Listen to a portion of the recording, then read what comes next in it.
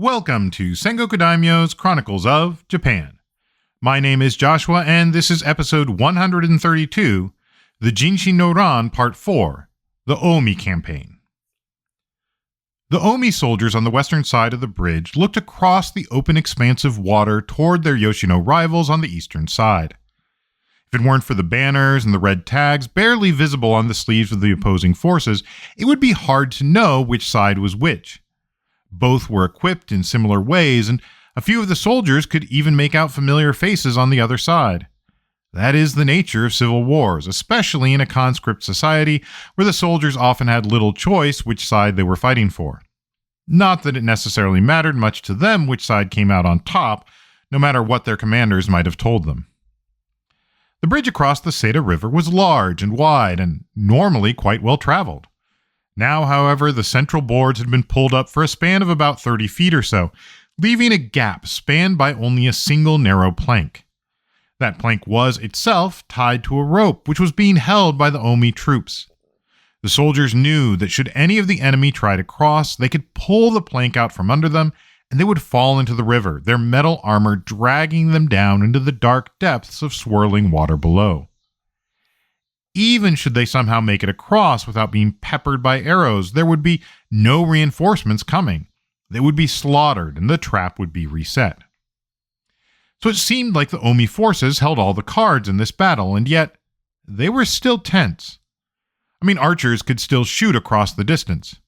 The front rank of troops held wooden shields as a defense, but there were still openings in the formation and the armor, and in the chaos of battle, nobody was truly safe. And so the Ōami forces waited, confident but wary. A commotion on the eastern side of the bridge grabbed the spotlight. Yoshino forces had approached, and they were clearly preparing for something. The Ōami soldiers strained to see what was going on. Suddenly, the front line of the Yoshino forces parted, and a strange sight confronted the Ōami soldiers.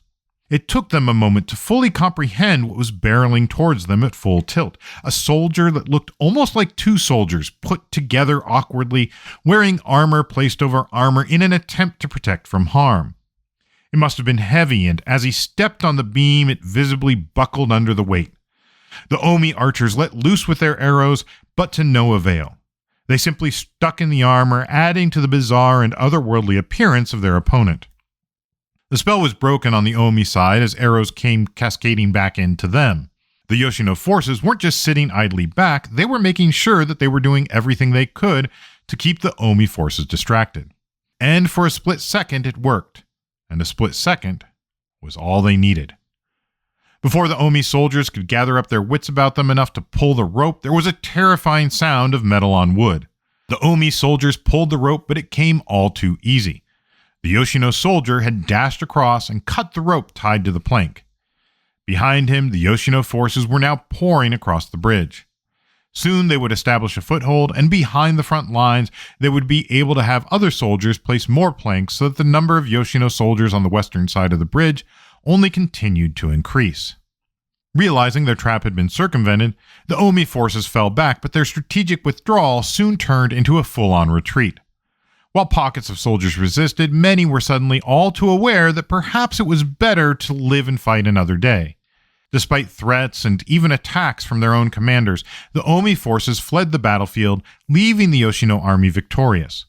With the Seta bridge now secured, there were no more major obstacles in their way. They would march to the capital at Otsu and finish this war. Alright, so welcome back.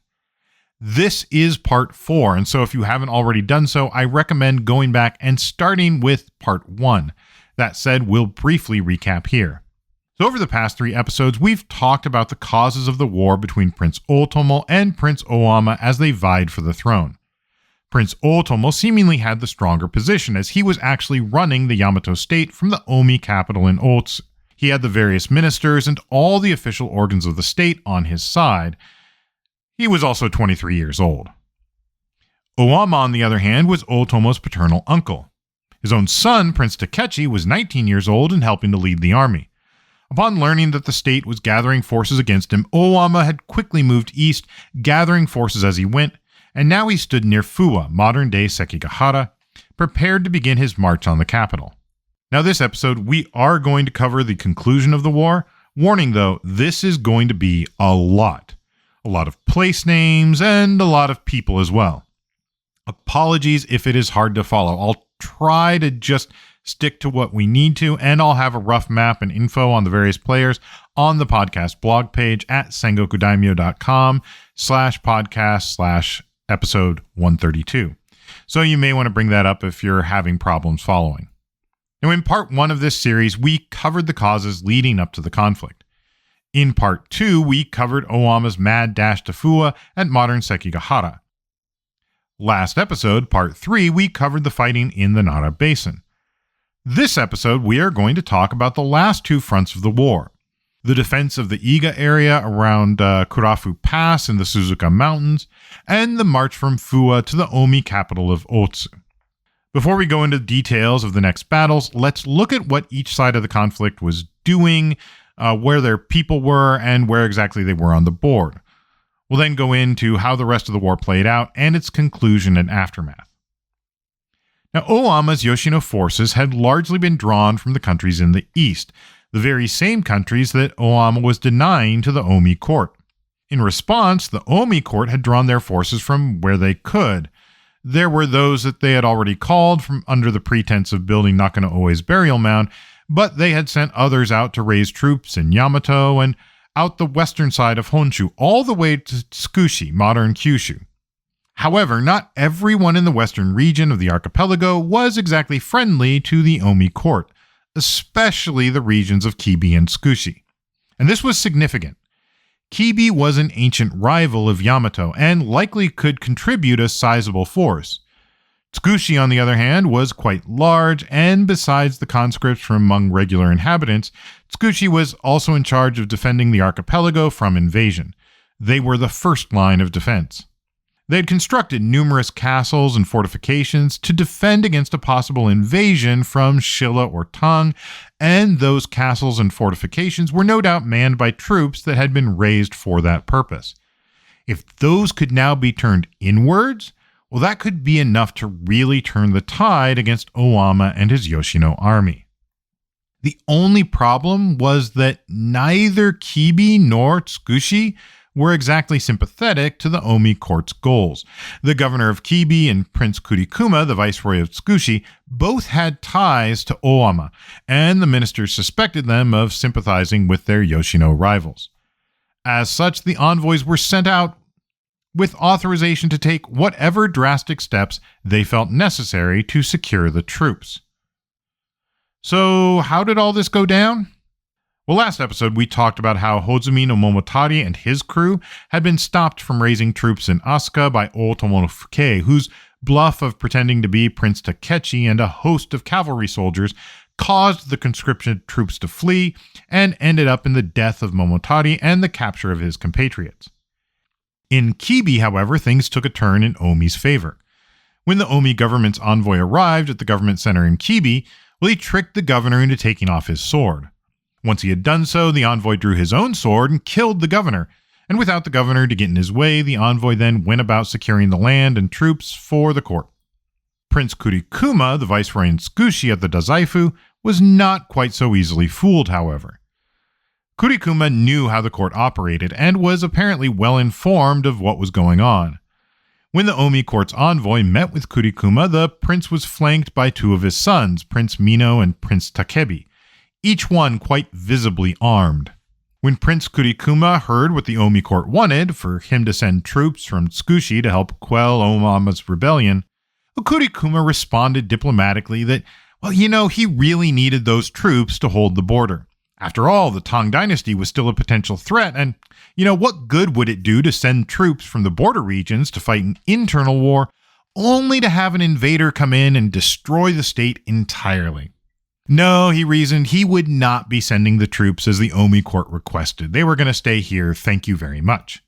We're told that for a moment, the Omi envoy thought about grabbing his sword and killing Prince Kurikuma, as the Omi court had suggested, but with both of Kurikuma's sons armed on either side of him, the envoy realized that he didn't have great odds, and so he eventually left, empty-handed, but alive. While we don't know exact numbers, it is likely there were quite a few troops stationed in Kyushu and the islands, all in case of foreign invasion. By not supplying them to the Omi court, Prince Kurikuma dealt a huge blow to Omi's ability to make war. Add to that the fact that Ōama had likewise blocked the court's access to the eastern countries, and that further narrowed the troops that Omi had access to. Nonetheless, they still had enough to be dangerous, and it is impossible to say exactly what might happen in a war. So we know where the Omi and Yoshino forces ostensibly came from and where they stood, but let's talk about the battlefield. Now, all of the fighting we talk about was happening in an area between Naniwa, that is modern Osaka, and Fuwa, modern Sekigahara, northwest from the modern city of Nagoya. There are three main theaters we are talking about. The first is in the Nara Basin, which we talked about extensively in the last episode. The Nara Basin itself was not necessarily of the most strategic importance militarily, but it was of huge symbolic importance. After all, that was still the ancient capital, even though the governmental functions had been moved north to Otsu on the shores of Lake Biwa. The second theater is in the Suzuka Mountains. This includes the areas of Iga and Koka, and it's bordered by the Nara Basin on the west, the Mie coastline on the east, and Omi, the area around Lake Biwa, to the north. This is the same region that Ōama had to navigate through on his way from Yoshino to the east, and the mountains and valleys make it so there are only so many traversable routes through. For our narrative, we are going to be primarily talking about the Karafu Pass between Koka and Iga around modern Tsuge City. Now, this pass was an important route between Koka, Iga, and Mie. The road followed the Soma River, which eventually flowed into Lake Biwa. This made it a route out of Omi, and if the Omi forces could secure the Karafu Pass and the fields of Tada just on the other side, well, they could split Ōama's forces and cut off any help he could possibly send to the Nara Basin, while possibly even taking Ōama from behind. Finally, let's talk about our third theater, Omi itself. Specifically, we're looking at mostly the southern and eastern sides around Lake Biwa. Now, Biwa is the largest lake in Japan, and it is almost entirely surrounded by mountains, except for where the Seta River flows south, eventually winding its way to Naniwa. Today, the area of Omi is largely co-located with modern Shiga Prefecture. Back in 668, after finding themselves on the losing side of the Baekje-Tang War, Nakano-Oe, aka Tenji Tenno, had moved the capital to Otsu, or Big Port in Omi, on the shores of Lake Biwa. This was likely for the protection that it gave. From Omi, there were three major routes into or out of the basin, and a few minor ones. All of them were through defensible mountain passes like Karafu Pass, Fuwa Pass, and Suzuka Pass. Three such passes, Fuwa, Suzuka, and Arachi, would become prominent barriers, or seki, along the ancient roads, and they were known as the Sangen, or three barriers, protecting the capital region. Suzuka no Seki, at the pass of the same name, was in the south on the Tokaido, the Eastern Sea Road, and to reach it from Omi, one crossed the Karafu Pass and then turned east through a pass near Mount Miyama. At the northern tip of the Suzuka Mountains was Fuwa Pass, future home of the Fuwa Barrier. The barrier there, or seki, would give its name to the area in another form, Sekigahara. This was along the Tosando, the Eastern Mountain Road, and even today it is the path through which roads and even the Shinkansen traverse between eastern and western Honshu. Finally, though less important to our story, was the Arachi Pass. Arachi no Seki was part of the Hokurikudo, the northern land route, and led to the ancient country of Kochi and the port of Tsuruga, which had a long history as an alternate port, especially for ships sailing from Goguryeo. Later, Arachi no Seki would be replaced in the Sangen ranking by another pass between Omi and modern Kyoto, which would be known as the Afusaka or Osaka Pass. This was the pass that would have been used to get to Yamashiro and from there to Naniwa and the Nara Basin. These three passes would come to define the island of Honshu and became the dividing line between the Kanto region in the east and the Kansai region in the west. By holding the Suzuka and Fuwa passes, Ōama effectively denied any travel to the eastern regions. Sure, Omi could have tried going through the Arachi Pass and into Kochi, but then they would have had to traverse the Japan Alps. No small feat, especially without modern conveniences like the trains and buses used today. From Fuwa Pass, where Ōama and Prince Takechi had set up their headquarters, it was largely a straight shot to the Omi capital of Otsu. Between Lake Biwa and Suzuka Mountains is a wide, flat plain, divided primarily by the rivers and streams running out from the mountains into the lake. Immediately west of Fuwa is the area of modern Maibara. Following the shore of the lake, one traverses through modern Hikone to Yasu. Yasu would also have been the location where the road to the Karafu Pass broke off into the Suzuka Mountains. Beyond that was the bridge across the Seita River. Now, the Seita River, or Setagawa, was one of the largest obstacles that would have to be negotiated, and the Omi forces knew it. Just as Ōama would set up at Fuwa Pass, well, a large number of the Omi forces were set up on the western bank of the Seita River. If the Yoshino forces could get across, however, it would mean that they had a more or less unimpeded route to the capital at Otsu. All right, so now let's talk about what was happening in each of these places. Now, Ōama had set up at Fuwa Sekigahara and had begun to call soldiers to him. Not only did this allow him to block the rival Omi troops from accessing the eastern countries and possibly raising troops to use against him, but he was also able to maintain a line of communication with ancient Yamato in the Nara Basin. In order to keep his communication lines open and to ensure that the Omi forces couldn't sneak up behind him, Ōama split his forces in two. He knew that Omi forces were trying to take Yamato, and if successful, from there they could move into Uda and on to Iga. Thereafter, they could march up behind him and through the Suzuka Pass. Alternatively, the forces in Omi could come through Koka and the Karafu Pass and then try to divide and conquer. So the first group of Ōama's army were to go south through the Suzuka Pass into their mountain namesake. Once there, Ono Omi no Honji was to hold Tarano, the plain of Tara, where the routes to Suzuka, Koka, and Iga met. Tanaka no Omi no Tarumaro went with him with orders to guard the Karafu Pass, which is to say the road to Koka. This first group was headed by Kino Omi no Abemaro and also included Miwa no Kimi no Kobito and Okizome no Muraji no Usagi. Along with what we are told are tens of thousands of men, this first group made their way south from Fuwa through Mie and Ise and over the Suzuka Pass. Once there, they took up their positions at Karafu and Tarano. It was a good thing, too, because only a couple of days later, the enemy struck. Now, as soon as he got there, Ono Honji had fortified Tarano with some 3,000 men, and Tanaka no Tarumaro was sent to guard the Karafu Pass. Prior to this, Tarumaro had been an official in charge of the hot springs in Ise, but he had joined Ōama and the Yoshino forces when they first arrived over the Suzuka Pass. Now he was in charge of a military force encamped along the road through the Karafu Pass, waiting for the enemy. Unbeknownst to him, a deputy commander of the Omi forces, Tanabe no Osumi, was approaching from Mount Koka. Presumably, he had been sent out from Otsu and had followed the road along the Yasu and Soma rivers toward the pass. Osumi had a sizable force with him, but he was not looking for a direct assault.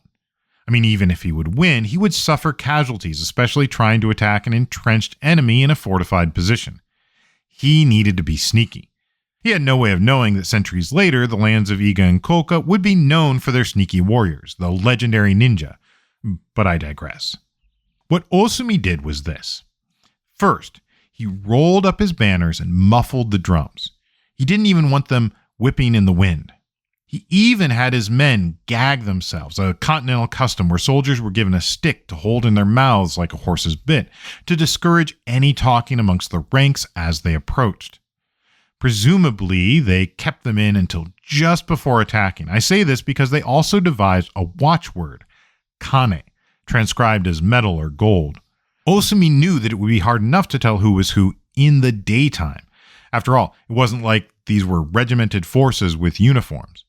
The soldiers were likely all wearing whatever they had available, and clothing and armor would have been similar across the two armies. At night, even some kind of mark or flag would hardly be enough to tell who was who. As lines broke and melee ensued, it would be easy to get turned around and find yourself facing a friend. By saying the watchword, you could distinguish friend from foe. Sure enough, this tactic worked. The Omi forces broke through the Yoshino fortifications in the middle of the night and swarmed into the encampment. Men who had been asleep were waking up to chaos. Tarumaru's Yoshino soldiers were thrown into confusion. Tarumaru himself escaped, but just barely. We're told he noticed that the enemy kept shouting the word, "Kane, Kane, Kane," and so he started doing it as well. The Omi forces, assuming he was one of their own, left him alone. Still, he only escaped with some difficulty. His escape could have been critical. He presumably would have tried to head to Tarano to try and warn Ono Honji, but it seems this may not have been possible, as we are told that on the following day, after the attack at Karafu Pass, the Omi commander Osumi continued his advance and came upon the Yoshino encampment at Tarano unexpectedly. So presumably, Tarumaru hadn't made it. Still, General Honji did not back down at the sudden appearance of Osumi and the Omi troops. With a force of handpicked soldiers, Honji counterattacked against Osumi and struck him. We're told that Osumi made it out, the only one who did, but that he did not try to make another attack. The Yoshino forces would ultimately hold the pass in the critical juncture of Tarano. Omi forces would not get a second chance. By the way, a quick note here. I can't help but notice a bit of a trope showing up in these stories. At Narayama, General Fukei is defeated and is the only person who makes his escape. Then Tarumaru is the only person to escape his defeat. Finally, Osumi is the only one of the forces to leave the plain of Tara. I'm more than a little incredulous that these generals are the only ones who actually survived and that the rest of the army was slaughtered. In fact, you may recall that at the Battle of Taima, General Fukei told his men not to pursue the fleeing common soldiers. As I've tried to point out, the common soldiers were not likely as invested in the cause of either side. In fact, it is just as possible that the common soldiers may have changed sides and joined the other army if they thought it would serve them well, or maybe they were just escaping and blending into the countryside. After all, the elites weren't really spending the time to get to know any of them, let alone record any of the details about them. So I suspect it was more about the fact that various armies would be broken and the soldiers flung to the four corners, rather than that they were necessarily slaughtered. After all, if you had the choice, would you have stayed? A few days after Osumi was defeated, the Yoshino general that Ōama had sent to Iga along with Honji and Tarumaru, Kino Omi no Abemaru, they heard that their ally Ōtomo no Fukei was in trouble in the Nara Basin. He'd been defeated by the Omi general Ono no Hatayasu at Narayama, and without reinforcements, the entire Nara Basin could fall, along with the ancient Yamato capital at Asuka. So Abemaru sent Okizome no Muraji no Usagi with more than 1,000 cavalry to go assist. They met Fukei at Sumizaka, and suddenly things were looking up in the Nara Basin. For more on how that turned out, check out last episode where we covered the events happening there. Once the events in the Nara Basin settled out, then both Nara and the Karafu Pass would be well and truly in the hands of the Yoshino forces. But there was no way for those guarding those locations to know that the fighting was over, and they would have to hold their positions until the fighting had definitively stopped. Which brings us back to Ōama and the Yoshino troops gathered at Fuwa, where things were about to kick off as well. The troops at Fuwa, while being led by Ōama and his 19-year-old son, Takechi, were placed more directly under the command of Murakuni no Muraji no Oyori, who, as things progressed, would be noted as the primary general for the campaign that would lead Yoshino troops from Fuwa on the offensive toward Otsu. The only reason that they seemed to have waited before going on the offensive was that every day more troops were coming in. So even as the fighting was going on in Nara and at the Karafu Pass, the Yoshino army at Fuwa gathered men and made their preparations. As they did so, the Omi court was going to do whatever they could to try and break them, hoping that they could stop the threat posed by Ōama and his men before they began their march. For the Omi forces' first attempt to break the Yoshino defenses at Fuwa, they picked troops to try and make an incursion into the village of Tamakurabe, which appears to have been in the pass itself. It was probably modern Tama district of Sekigahara. They were repelled, however, by Izumo no Omi no Koma, who drove them off.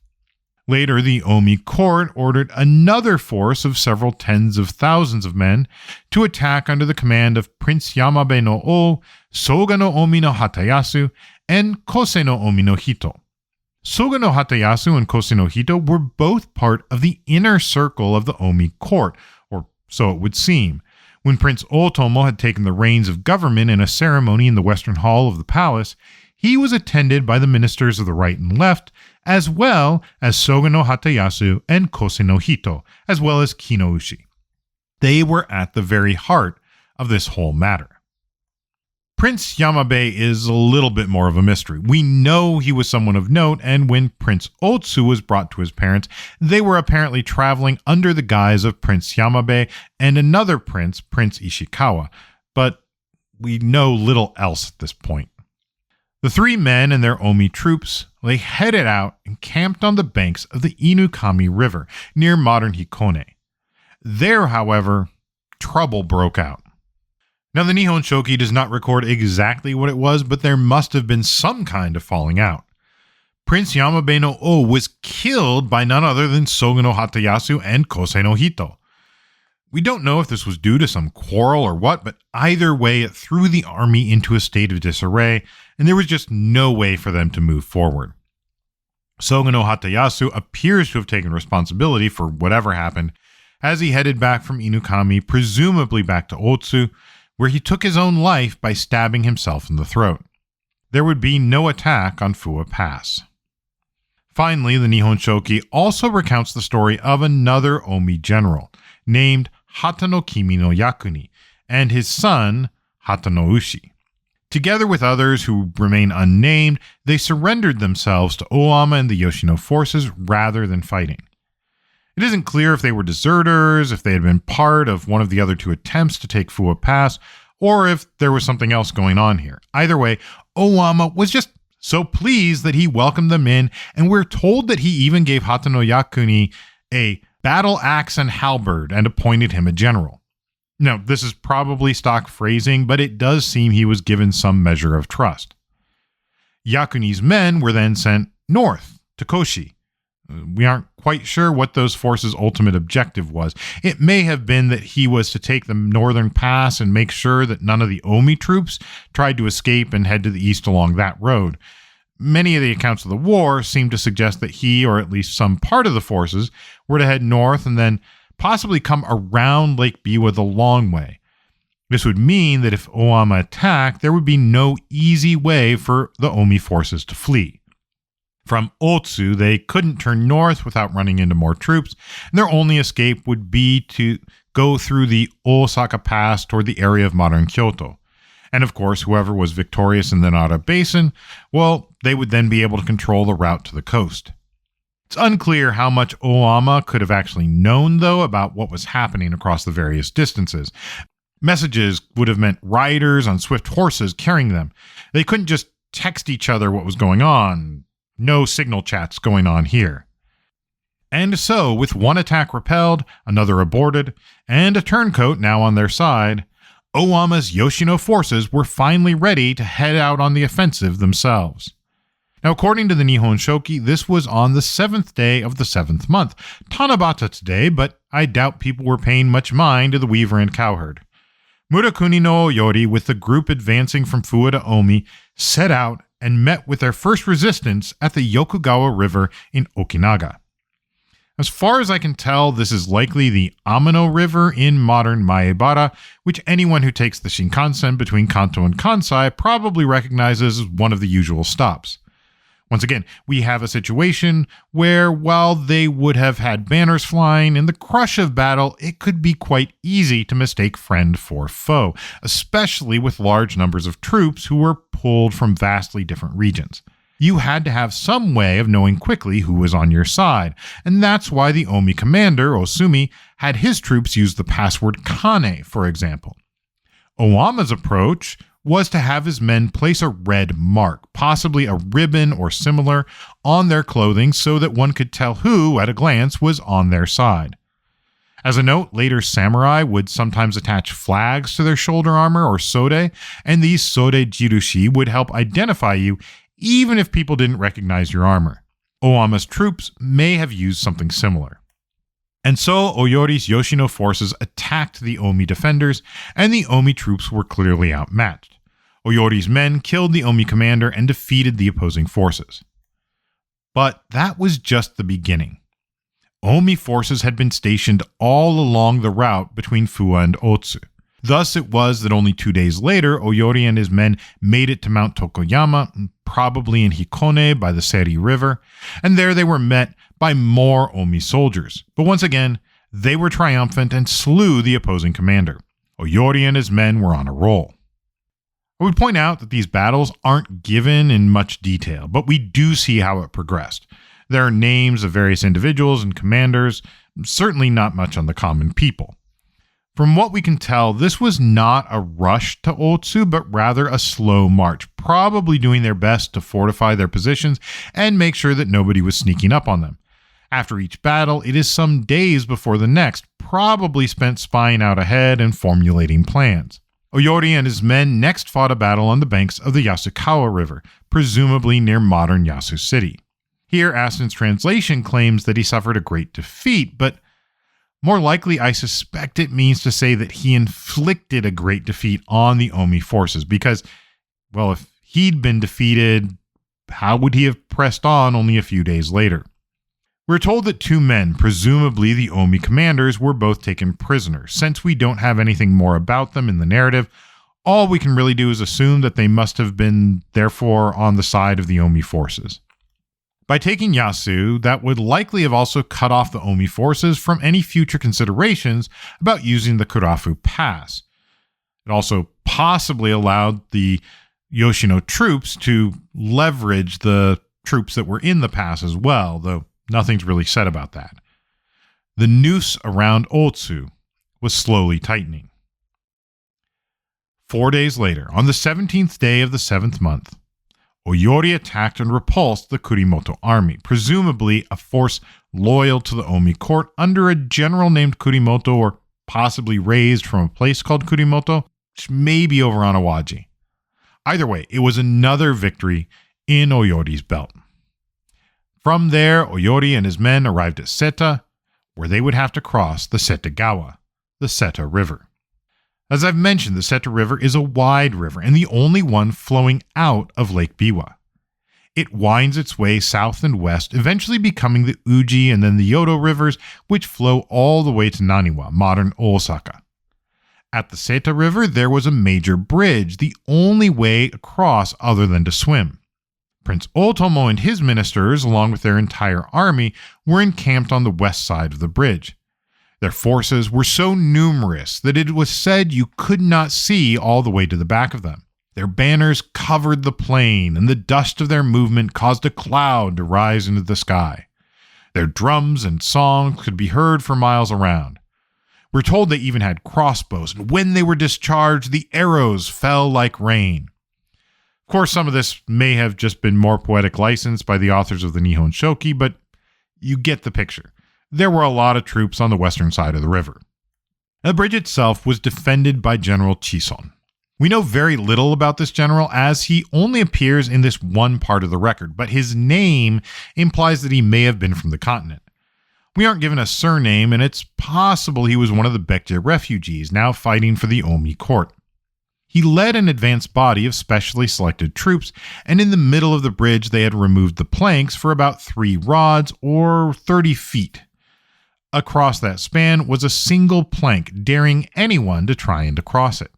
Of course, if they did, they would be a sitting duck in front of the enemy archers, and the plank was attached by a rope so that it could always be pulled out from under them. It seemed as if it was impossible to advance. Finally, one of Oyori's soldiers, Okida no Kimi no Wakaomi, got up the courage to cross. We are told that he put on double armor, put down his long spear, and drew his sword. He then charged suddenly across the plank and cut the rope on the other side before the Omi troops could pull it back. In spite of the arrows that were raining down on him, he entered the ranks of the Omi troops, slashing with his sword as he went. The Omi forces were thrown into confusion, and some of them tried to leave, but General Chison drew his own sword and began to cut down anyone who tried to flee. Still, he was unable to check the route. Oyori's troops secured the bridge and soon were pouring across it. They cut down General Chison and advanced into the Ōmi army, who broke and ran. The Ōmi sovereign, Ōtomo, aka Kōbun Tennō, along with the ministers of the left and right, narrowly escaped with their lives. Oyori and his troops marched to the foot of Awazu Hill. Meanwhile, we're told that Hatono Yakuni, the Ōmi commander who had earlier defected to the Yoshino side, the one whose men were sent north to Koshi, well, he set a siege to Miwo Castle, along with Izumo no Koma, the one who had defended against the attempted seizure of Tamakurabe. Presumably, this is Mio, south of Otsu, and it was likely guarding the southern approach to the Ōmi capital. The only thing that gives me pause here is that we were earlier told that Yakuni's men, after he defected, were sent to Koshi. So was Yakuni not sent with them? Had he returned? Or had the troops made it all the way around Lake Biwa already, taking the longer route up and around the lake? Regardless of how it happened, Yakuni and Koma were able to take Mio Castle. And as a reminder, a castle at this time, probably not what you're picturing in your head. It would have been defined more by its walls, which were probably rammed earth and wood, not the elegantly sloping stone walls and donjon base that would come to typify castles of the Warring States period. The following day, Oyori and his men continued their pursuit. At the Awazu marketplace, Oyori ran into the Ōmi generals Inukai no Muraji no Isokimi and Hasama no Atai no Shiote. We mentioned Isokimi last episode. He was the Ōmi commander attacking the middle road in the Nara Basin. His deputy, Kujira, had been defeated, and it seems Isokimi had retreated back to Ōmi and rejoined the main force. He would not be quite so fortunate this time. Isokimi and Shiote were both slain, and Ōtomo fled once again. He didn't get very far, though. He ended up hiding at Yamazaki, thought to be near the site of the modern city hall in Otsu, but despite his best efforts, he knew that he would eventually be discovered. And so, rather than facing the humiliation and punishment that would come with capture, Prince Ōtomo strangled himself.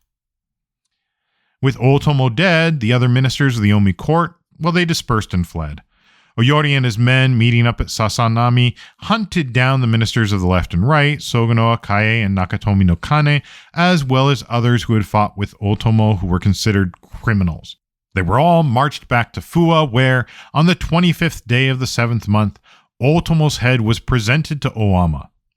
The war, it seems, was over. Or at least the fighting was over. There was still a lot to be settled. First off, it would hardly have been practical to wipe out every single person on the losing side. For one thing, that would have devastated the court even further, likely creating a huge power vacuum. In addition, many of the supporters on both sides were not necessarily there out of purely partisan reasons. I would point out that many of the family names that we see in the record are found on both sides of the conflict. Inukai no Isokimi may have fought for Ōtomo, but we also see an Inukai no Ōtomo fighting on behalf of Ōama. Fumi no Nemaro was a major commander in Ōama's army, while Fumi no Kusuri had been sent by the Ōmi court to raise troops in the East Country. And Hasama no Shiote was killed with Isokimi at Awazu, while a Hasama no Nemaro was working under the command of General Fukei in Nara to guard Tatsuta. There wasn't necessarily a simple divide along family lines. It is possible that these individuals were all fairly well removed from each other and from different parts of the respective families or clans. They're often given different kabane, the family rank system used at this time, though I do suspect that may have more to do with later changes, with those on the winning side being promoted over those who supported the Ōmi court. However, it is also the case that Japan has a long history of family members supporting both sides in any major conflict. That way, no matter who wins, well, the family finds itself on the winning side. But there did have to be some accountability. This is something that one can point to time and time again. If the losing side is not held accountable for their actions, if there is no punishment, then what is to prevent them from just regrouping and trying again? And yet that need for justice and punishment must be tempered with some amount of humanity. Ultimately, about 1 month after the end of the war, 8 of the Omi ministers were found guilty of truly heinous offenses, and they were condemned to suffer what the Nihon Shoki says was the extreme penalty. The minister of the right, Nakatomi no Kane, was executed at Tane in Asai. Meanwhile, the minister of the left, Soga no Akae, along with the Dainagon or Grand Counselor, Kose no Hito, as well as their children and grandchildren, along with the children of the late Nakatomi no Kane and Soga no Hatayasu, they were all sent into banishment. All others were pardoned. And of course, those who had supported Ōama and who had come to his aid, well, they were given public favor and reward. In many cases, this likely meant receiving high office and corresponding rank, along with increased stipend payments. There is a notable shift in the makeup of the court at this point going forward, and it seems clear that families would want to associate themselves with those who fought on Ōama's side rather than those who fought on Ōtomo's, if they could help it, that is. That was no doubt a main reason for works like the various diaries and house records that would have been used to then help compile things like the Nihon Shoki, recording the deeds that any house did for the throne. Along with all of the punishments and plaudits that were meted out in the 8th month of 672, there was one more event that's mentioned, something of an outlier. We are told that Chisa Kobe no Muraji no Sabichi, the governor of the province of Ohari, went off into the mountains and committed suicide. Sabichi had originally met Ōama at the Kuwana district house, the local government office, when he had first arrived at Yoshino. He had a large number of troops, 20,000 by the Nihon Shoki's account, which helped Ōama to ultimately defeat the Omi court. So why would he go off into the mountains and commit suicide was anyone's guess. The Nihon Shoki suggests that it was possible that his allegiance had changed, and he may have been trying to plot against Ōama. Perhaps he had been convinced that Omi court was going to come out on top and so had begun some kind of plot. Or he just had a falling out, or became disillusioned for some reason. Perhaps the horrors of war sank in. Whatever it was, remains a mystery even today. With the war concluded, it was time for Ōama to make his way from the field to the capital so he could transition to ruling the state properly. But Ōama was not interested, it would seem, in setting himself up in his brother's capital. Setting up in the Otsu capital, well, it may have raised a few eyebrows. It had not been a completely popular move to begin with, and it was also the home of Omi court's legitimacy. To take up the throne there, I can only imagine that it would have further reinforced the idea that Ōama was the usurper, taking the throne that was meant for his nephew. Instead, and perhaps with even greater symbolism, he made the decision to travel to the ancient capital in Asuka. He was not in a hurry. They headed out on the 8th day of the 9th month of 672, making it from Fuwa to Kuwana. Here he likely met up with his wife, Princess Uno, and his 10-year-old son, Prince Otsu. The following day they headed out, traveling back along the route that had taken them from Yoshino, but at a much more leisurely pace. The royal carriage stayed the night in Suzuka, and from there it was another day to Abe, likely referring to modern Ahai County in Iga near Ueno City. They then continued on to Nabari, and finally on the 12th day they arrived at the Yamato capital, that is to say, Asuka, and Ōama took up residence for a time at the Shima Palace. This was only, it seems, to give people time to get the actual palace ready, because 3 days later, Ōama moved into the Okamoto Palace. With that, Ōama began the work of running the state, but there was still plenty to prepare. For one thing, there were still foreign embassies. Kim Up-sil and others arrived from Shilla, for example. It was still going to take a while, though, to get the capital ready for guests. From what we can tell, they were probably building a grand new palace, and it would take some time for that to be prepared, so the Shilla embassy was entertained in Tsukushi, where Prince Kurikuma would have been in charge of hosting them.